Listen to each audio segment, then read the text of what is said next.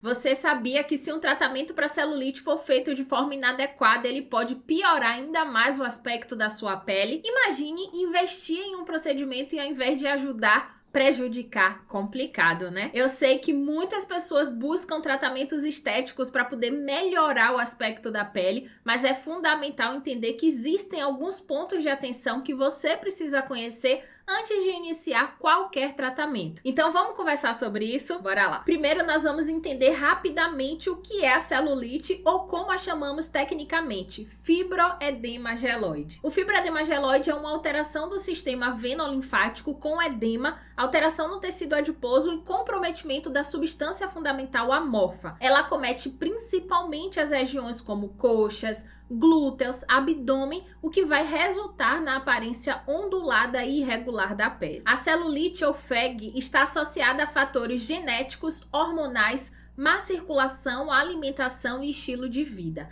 Tem vídeo meu aqui onde eu explico com mais detalhes todo esse processo que envolve a formação do fibroedema geloide. Eu vou deixar o card aqui para depois você assistir, se você quiser, né, se aprofundar ainda mais nesse assunto. Sabemos que existem muitos métodos no mercado, desde tratamentos manuais até tecnologias mais avançadas, como radiofrequência, ultrassom, tem também, né, procedimentos injetáveis. Tudo isso para poder tratar a celulite. Mas antes da gente escolher e realizar um procedimento, é essencial ter consciência dos riscos que podem acontecer se os cuidados adequados eles não forem tomados. Então a gente vai começar agora a explorar alguns, né, dos principais riscos. Os riscos do tratamento da celulite vão dos mais simples até os mais graves e vai depender muito do procedimento que vai ser realizado. Então a gente vai dar um panorama aqui geral. Primeiro a gente vai falar sobre as reações alérgicas, seja, né, por uso de algum creme, de algum gel ou alguma solução injetável.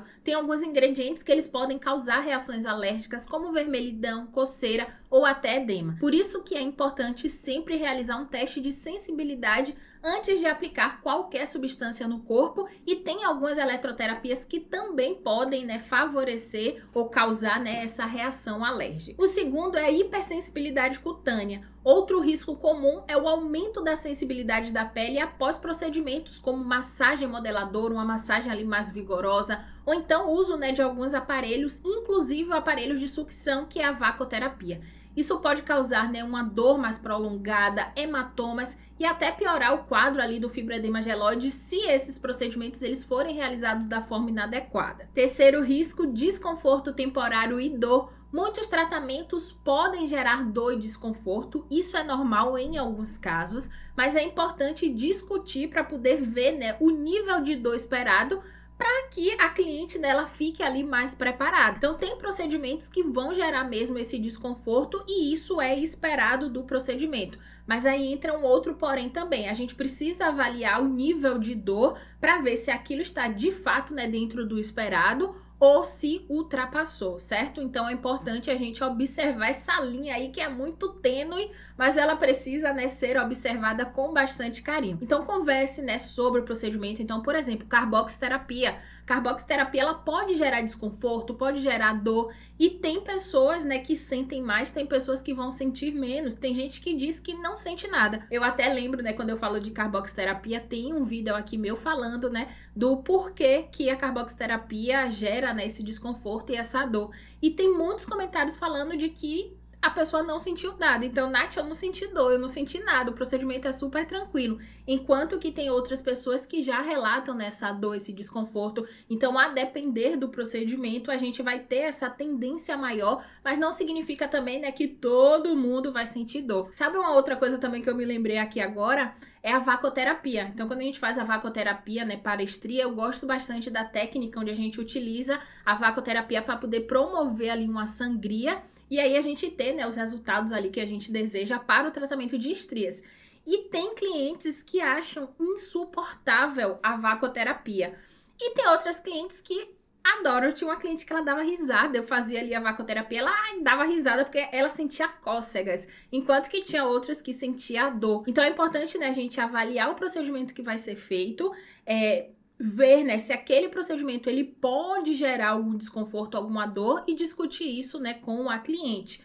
e aí ela vê na hora, né, se ela de fato vai sentir algum desconforto ou não. Mas entrou aqui, né, como um dos riscos da realização, né, dos tratamentos para o fibroedema geloide. Então pode acontecer de um procedimento ou outro gerar, né, essa dor e esse desconforto. Até aqui você está gostando do conteúdo? Se estiver, deixa aí o seu like no vídeo, se inscreva no canal se você ainda não for inscrita para você não perder nada. Todo dia praticamente eu posto, né, conteúdo novo e compartilho esse conteúdo com mais pessoas também. Se após o like aparecer o botão de hypar o vídeo, clica nele. Assim você me ajuda a impulsionar esse vídeo para mais pessoas e fortalece mais meu trabalho aqui no YouTube. Quarto risco, queimadura por uso incorreto de equipamentos. Equipamentos de alta tecnologia como radiofrequência, laser, ultrassom, alguns tipos de ultrassom, eles podem gerar um calor intenso. E se a profissional ela não souber regular adequadamente a potência do aparelho, há o risco, né, de queimaduras e até, né, de fibroses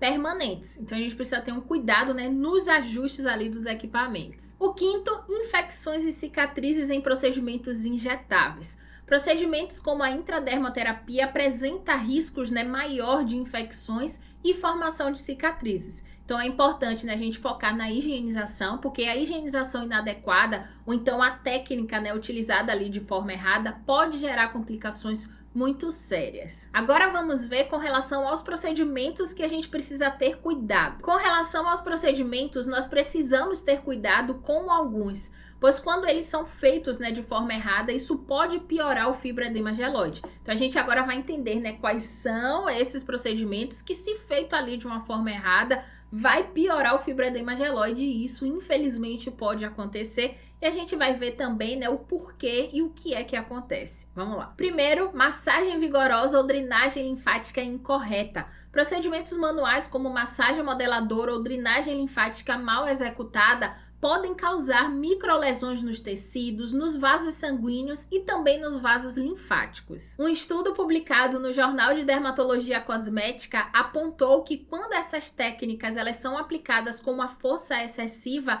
elas podem piorar o quadro do fibroedema geloide por estimular a inflamação e também, né, por romper vasos linfáticos, o que vai dificultar ainda mais a drenagem de líquidos e toxinas. Então isso pode gerar, né, um aumento do edema e agravar, né, aquele aspecto ondulado da pele. Segundo, radiofrequência com parâmetro errado.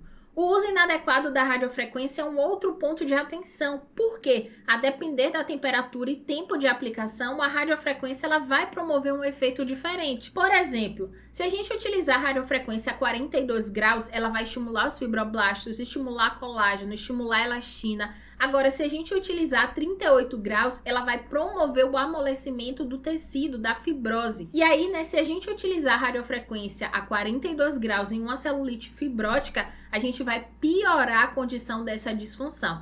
E se a gente utilizar a radiofrequência a 38 graus em uma celulite flácida, a gente não vai ter resultado nenhum. Por isso que é importante, né, avaliar ali, né, qual o grau do fibroedema geloide, qual o tipo clínico do fibroedema geloide, para a gente poder fazer esses ajustes ali nas nossas eletroterapias, principalmente, né, na radiofrequência. Terceiro, ultrassom que promove cavitação instável mal ajustado. O ultrassom que promove, né, esse tipo de cavitação instável, ele é utilizado para poder tratar gordura localizada e fibroedema geloide, onde a gente vai utilizar, né, as ondas ultrassônicas para poder destruir as células adiposas.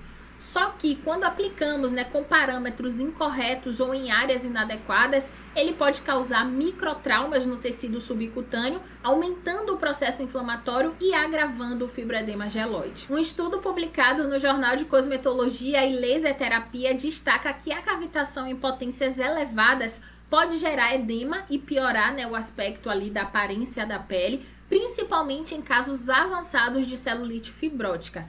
Isso porque o excesso de cavitação pode gerar inflamação e edema nos tecidos, né, o que vai piorar a fibrose e o aspecto ali, né, ondulado da pele, especialmente em estágios, né, mais avançados do fibroedema geloide. O quarto, criolipólise em áreas com celulite fibrótica. Embora a criolipólise ela seja super eficaz para o tratamento da gordura localizada, quando ela é aplicada, né, de forma ali inadequada em áreas, né, com celulite fibrótica, ela pode piorar o quadro. Então, a redução da gordura na área pode causar uma retração excessiva da pele em áreas com fibrose, acentuando esse aspecto ondulado e irregular. Então, ao destruir as células de gordura em áreas fibróticas, a criolipólise ela pode levar a uma aparência mais irregular, já que a fibrose ela vai permanecer e o tecido adiposo ao redor ele vai ser reduzido. Esse desequilíbrio pode piorar o aspecto da pele. Quinto, vacoterapia quando realizada de forma mais agressiva. Na vacoterapia a gente vai utilizar sucção para poder melhorar a circulação, estimular o sistema sanguíneo, melhorar a nutrição. Só que se realizada com uma sucção excessiva ou sem a devida avaliação da condição da pele da cliente, pode resultar em hematomas, ruptura dos capilares, porque o que é que acontece? A sucção excessiva, ela pode danificar vasos linfáticos, vasos sanguíneos, podem piorar, né, o processo ali inflamatório, o que vai agravar o edema, o que vai agravar o fibroedema geloide. Antes de falar como evitar tudo isso, me diga aí se meu conteúdo está te ajudando ou se ele já te ajudou de alguma forma. Se sim, você puder, apoie o nosso canal. Dessa forma eu consigo seguir dedicada a esse trabalho, trazendo mais conteúdo com muito mais qualidade para você. Você pode me apoiar, né, se tornando membro do canal aqui do YouTube ou através do QR Code que está aparecendo aí na tela. Das duas formas você vai me ajudar muito. Para facilitar, né, todo esse processo, eu deixei os links na descrição desse vídeo ou então no primeiro comentário fixado. Dá uma olhadinha por lá. Para quem já é, né, membra e apoiadora do canal, o meu muito obrigada. Agora vamos falar sobre como evitar esses riscos e garantir que o seu tratamento seja seguro e traga os resultados desejados. Primeiro de tudo, é essencial escolher uma profissional qualificada com experiência e conhecimento das técnicas que vão ser utilizadas. Se você é profissional, se especialize cada vez mais. Além disso, né, certifique-se de que o local ele siga, né, todas as normas de higienização e segurança. E se você é profissional, esteja aí com tudo em dias. Outro ponto é que nem todo mundo responde da mesma forma aos tratamentos. O que funciona para uma pessoa pode não funcionar para outra. Então converse para poder fazer, né, uma consulta, uma avaliação bem personalizada, protocolos específicos e também, né, evitar expectativas irreais. O pós-tratamento é tão importante quanto o procedimento em si. Então siga todas as recomendações de hidratação, de alimentação, realização de atividade física. Então veja, né, todas as medidas que precisam ser seguidas após a realização do procedimento, e aí vai depender do procedimento que foi feito para que você possa seguir, ou a cliente, né, seguir e ter, né, de fato ali os resultados esperados. E evitando também as complicações. Outro ponto importante que eu vou reforçar é a avaliação detalhada e criteriosa. É fundamental essa avaliação para a gente conseguir, né, ajustar os parâmetros e escolher também, né, um melhor tratamento para cada caso. Então não pule essa etapa, a consulta ela vai ser super importante, vai ser o primeiro passo sempre. Tratar o fibroedema geloide pode sim trazer ótimos resultados, mas é crucial fazer isso de forma segura. Agora me conte aí se você já fez ou faz algum tratamento para o fibroedema geloide, para celulite, quais foram os procedimentos, conta aí tudo para mim, todos os detalhes, compartilhe todas as suas experiências, suas dúvidas também, que eu vou amar continuar conversando com você. Eu te espero no próximo vídeo. Beijos!